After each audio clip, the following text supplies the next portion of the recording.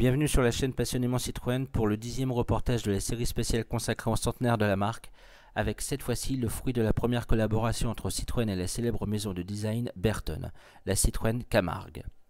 Première collaboration donc entre Citroën et Bertone, le concept Citroën Camargue est un coupé 2+2 sur base de Citroën GS. Présenté pour la première fois au public lors du Salon de Genève en 1972, il sera par la suite montré lors des 24 heures du Mans.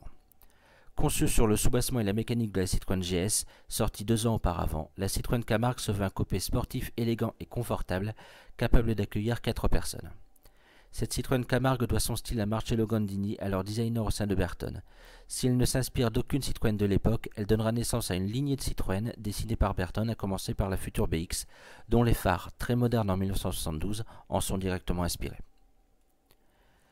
Si la Citroën Camargue conserve la même longueur que la GS, elle se fait beaucoup plus large de 7 cm, mais surtout beaucoup plus basse puisque le pavillon a été abaissé de 20 cm pour atteindre une hauteur de 1,15 m seulement. De quoi complètement bouleverser les proportions. L'aérodynamisme, thème cher pour Citroën, est pris en compte avec cette Camargue qui a une ligne sculptée par le vent. La Citroën Camargue possède un avant très long et un arrière court et ramassé qui va influencer le design Citroën pendant des années, devenant même un marqueur de style pour la marque. Les futurs Citroën devront beaucoup à cette Camargue, puisque beaucoup d'éléments de ce concept se retrouveront peu ou prou sur toute la lignée des Citroën dessinés par Bertone. Ainsi, le passage de roues tronquées, les lignes simples sans surcharge inutile, ou encore les phares avant seront transposés en série sur nombre de Citroën. Enfin, le pare-brise très enveloppant, avec des montants très inclinés, ainsi que le toit en pente douce, qui se termine en arrière, en arête, confère à cette Citroën Camargue un style très dynamique, mais également aérodynamique.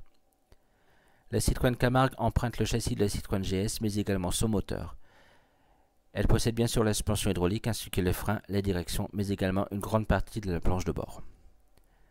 Je vous donne rendez-vous bientôt sur la chaîne Passionnément Citroën pour de nouvelles vidéos consacrées au centenaire de la marque Citroën. A bientôt, salut!